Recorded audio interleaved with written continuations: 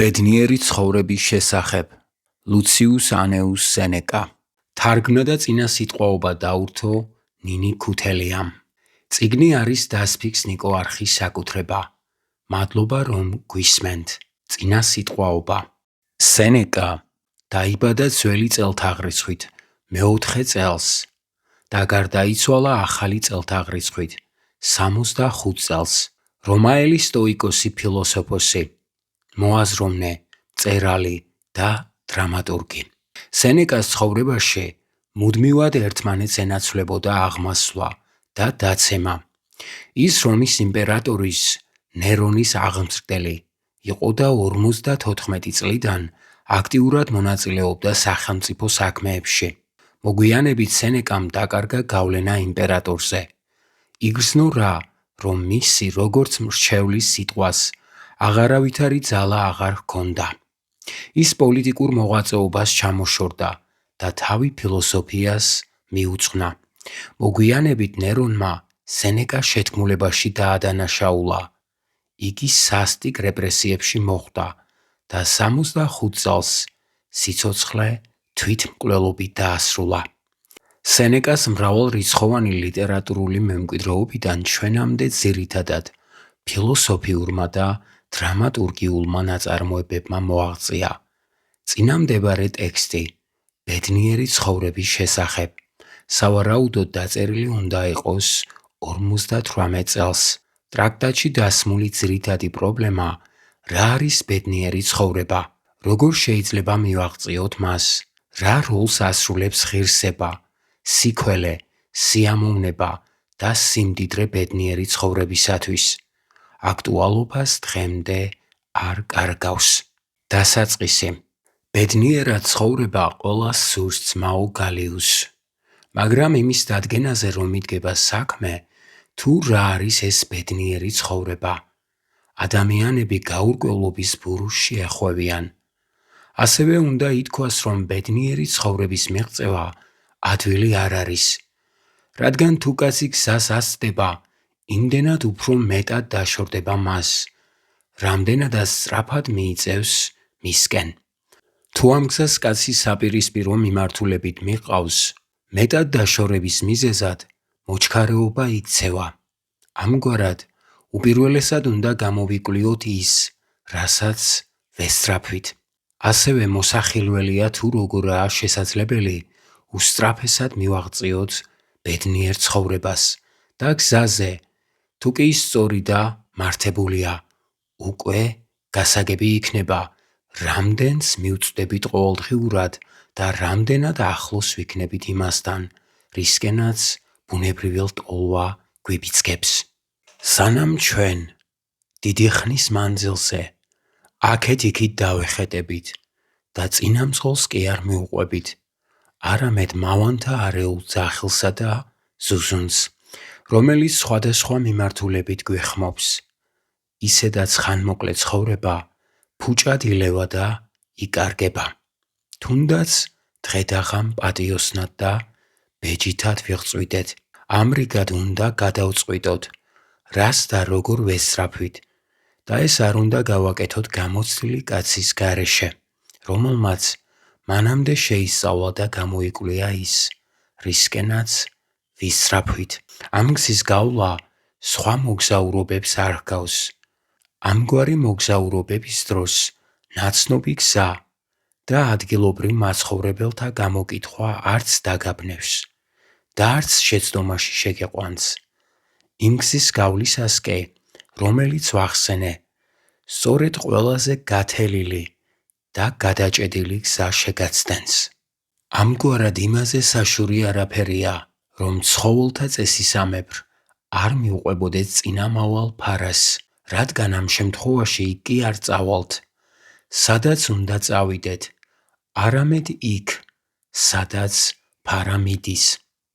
არც ერთი საქმე არ გვითხრევს უფრო მეტ გასაჭირში, ვიდრე ქედის მოხრა საზოგადოდ გავრცელებული ხმებისა და აზრის წინაშე. საუკეთესოდ იმის მიჩნევა, რაც საყოველთაო შეთანხმებითაა მიღებული. ამის მაგალითები მრავლად გვაქვს, რადგან არა გონებით, არამედ მიბაძვით ვცხოვრობთ. ამიტომაც ჩდება ხალხის სიმრავლე მანამ, სანამ ერთი მეორეს არ დასცემს. ადამიანთა დიდ ბრბოში ხალხი თავის თავს უბიძგებს და სრეს და ისე არავინ დაეცემა, თუ სხვაც არ წაიყოლა. პირველები მომდევნოთ დასცემენ და ეს რომ ხდება, შენ ცხოვრებაშიც შეიძლება შენიშნო. საკუთარ თავს შეცდომაში არავინ შეიყვანს, მაგრამ სამაგიეროდ მავანი სხვისი შეცდომის მიზეზი და წამომწყებიც კი ხდება. ამგვარად წინამავალთა დევნა საზიანოა და სანამ კაცს ურჩევნია ირწმნოს, ვიდრე განსაჯოს, ცხოვრების შესახებ მსჯელობას ვერასოდეს შევძლებთ. ყოველთვის ეს ხელიდან ხელში გადასული შეცდომა დაგვაბრკოლებს და მცდარი მიმართულებით მოგვაბრუნებს. ჩვენ სხვათა მაგალითები და შეცდომები გვყუპავს. თუ ბრბოს გამოვეყოფით და მოვშორდებით, მაშინ გადავრჩებით. ამჟამად ხალხი გონების წინააღმდეგაა და იმას იცავს, რასაც მისთვის ცუდი მოაქვს. ასე ხდება სახალხო კრებებზეც, რომლებზეც როდესაც საერთო კეთილგანწყობა დატრიალდება. მათ, ვინც პრეტორები გახდნენ, გაოცებით შესქერიან ისინი, ვინც ეს ადამიანები პრეტორებად გახადა. ჩვენ ერთი და იგივე მოგწონს და ერთსა და იმავეს ვეწინააღმდეგებით. ესაა ბოლო ყველა გადაწყვეტილებისა, რომელთაც უმრავლესობა იღებს. როდესაც ბედნიერი ცხოვრების შესახებ საუბრობთ, ნუ მიპასუხებ ისე, როგორც ხმის მიცემისას და ნუ მეტყვი, როგორც ჩანს, ამ შეხედულებას უმრავლესობა უჭერს მხარს. ზუსტად ამიტომაა სულ უფრო და უფრო უარესი რომ ხდება. ადამიანთა საქმე ისე კარგად არ არის, რომ უმრავლესობას მოსწონდეს ის, ვინც უკეთესია. ყოველი ცუდის დასტური და დამადასტურებელი ბრბოა. მაშა სადამე, შევეცადოთ გავიგოთ, თუ რა არის საუკეთესო, რისი გაკეთებაც შეიძლება, რა არის ის, რასაც საზოგადოდ ყველაზე ხშირად ვიყენებთ და რაც მარადიულ ბედნიერებამდე მიგვიყვანს. რა არის ის, რაც არ მოსწონს ბრბოს, ჭეშმარიტების ყველაზე ცუდ გამგებს. ბრბოში კი ქლამიდებით შემოსილთაც ვგულისხმობ და გვერგვინოსანთაც. ამიტომაც არ ვუყურებ მათი შესამოსელის ფერს.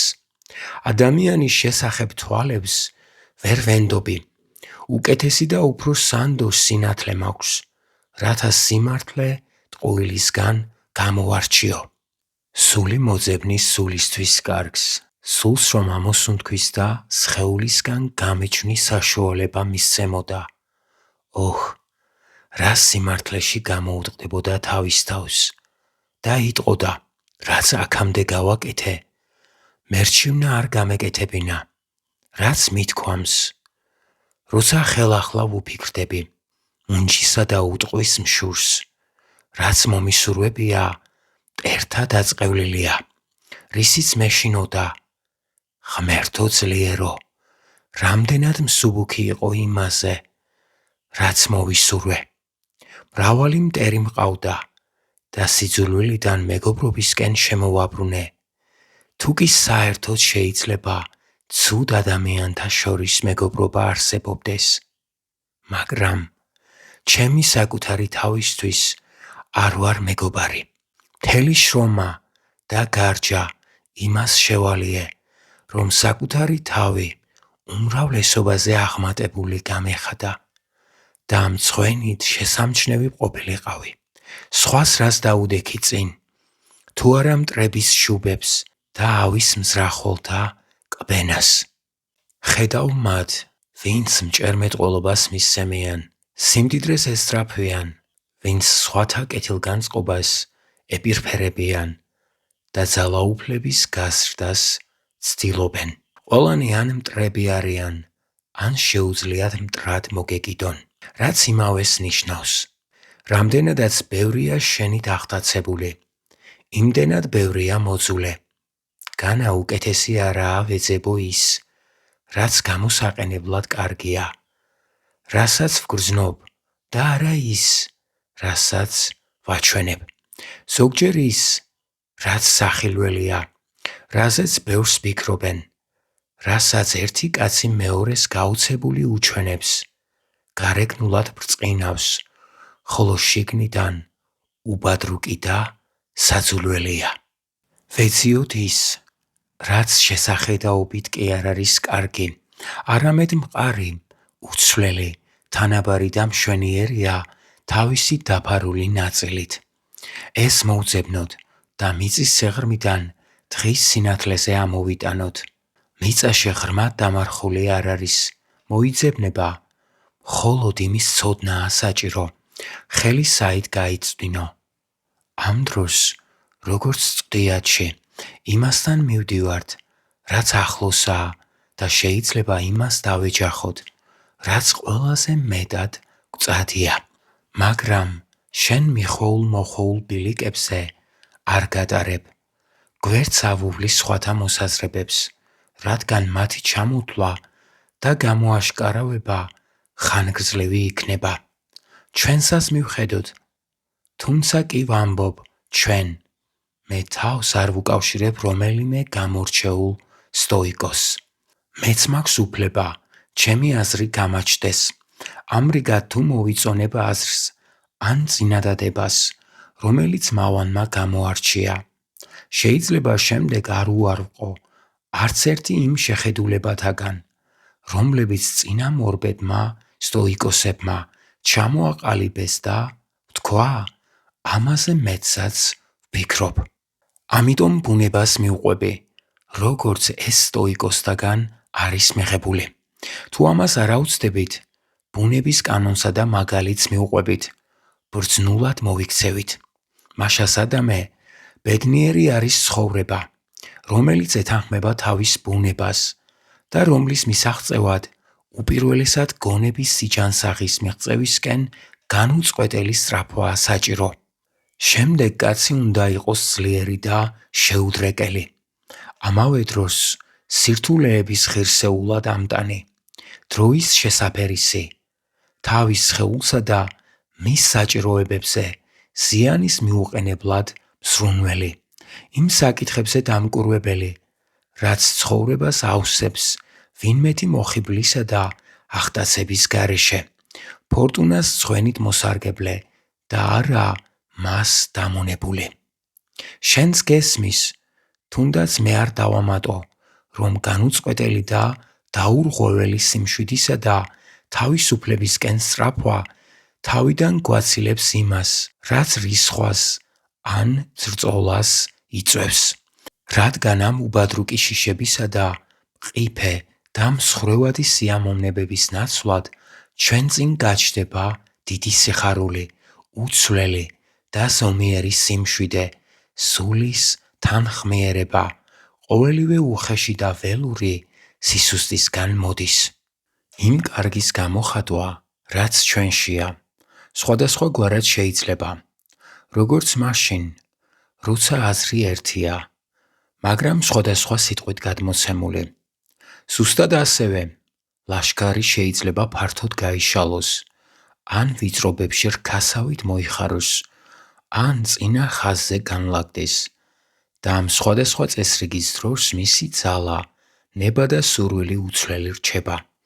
ამგვარად, უმაღლესი სიკეთის განსაზღვრება შეიძლება სხვადასხვანაირად გამოითქვას და განივრცოს, ზოგჯერ კი შემჭიდროვდეს და შემოკლდეს. იგივე გამოვა, თუ ვიტყვი, უმაღლესი სიკეთე არის სული, რომელიც არად აგდებს შემთხვევითობას, რომელსაც სიქველე ახარებს, ან კი ასე, ესაა სულის დაუმარცხებელი ძალა, საქმეში გამოცდილება, მოქმედებისას მშვიდობიანობა, კაცთმოყვარეობა და ადამიანებთან ურთიერთობებზე ზრუნვა. შეიძლება ასეც ვთქვათ, ბედნიერს ვუწოდებთ იმ ადამიანს, რომლისთვისაც არ არსებობს არავითარი კარგი და ცუდი, გარდა კარგი და ცუდი სულისა. ის აფასებს და თაყვანს სცემს, პატიოსნებას, კმაყოფილებას განცდის სიქველით. მას შემთხვევითობა ან იღბალი ვერც აამაღლებს და ვერ დაამხობს. მან არ იცის უფრო მეტი სიკეთე, ვიდრე ის, რისი მიცემაც საკუთარი თავისთვის შეუძლია. მისთვის ნამდვილი სიამოვნება, სიამოვნებათა დათრგუნვა და არა ჩაგდებაა. თუ გსურს ამ აზრის განვრცობაც შეიძლება. ცხადია ისე, რომ ერთი აზრი სხვადასხვა სახესა და ფორმაში გადავიტანოთ. მისი ძალა და მნიშვნელობა კი ხელშეუხლებელი დავტოვოთ. მართლაც, ვინ გვიშლის თქმას, რომ ბედნიერი ცხოვრება არის თავისუფალი, განბედავი, მამაცი და მტკიცე სულის შიშის გარეშე, ლტოლვისადმი მორჩილების გარეშე, რომლისთვისაც ერთადერთი სიკეთე პატიოსნებაა, ერთადერთი ბოროტება კი სირცხველი.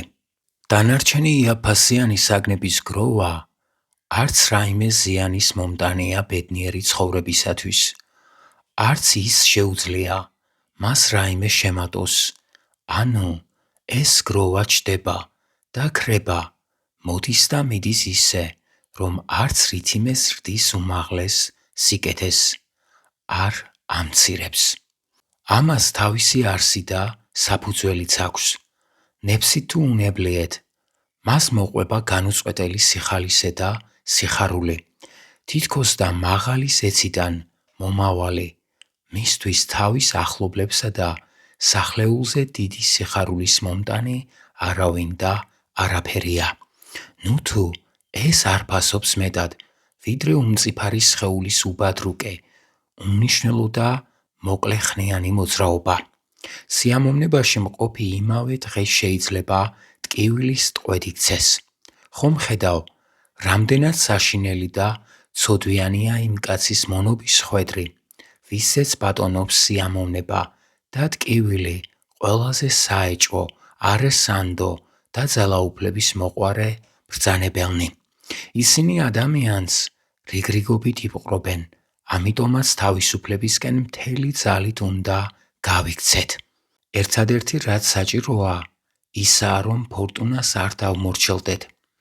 როცა შეცდომები და შიშები განიდევნება, მაშინ დაიძვრება და აღმოცენდება ფასდაუდებელი სიკეთე, უსაფრთხოდ დაუნჯებული სულის სიმშვიდე და სიდიადე. ჭეშმარიტების შეცნობას მოყვება დიდი სიხარული, სიხალისე და სულისთვის საამო გახდება არა მხოლოდ გარემომცველი, არამედ საკუთარი სიკეთეც. წიგნის დასასრული.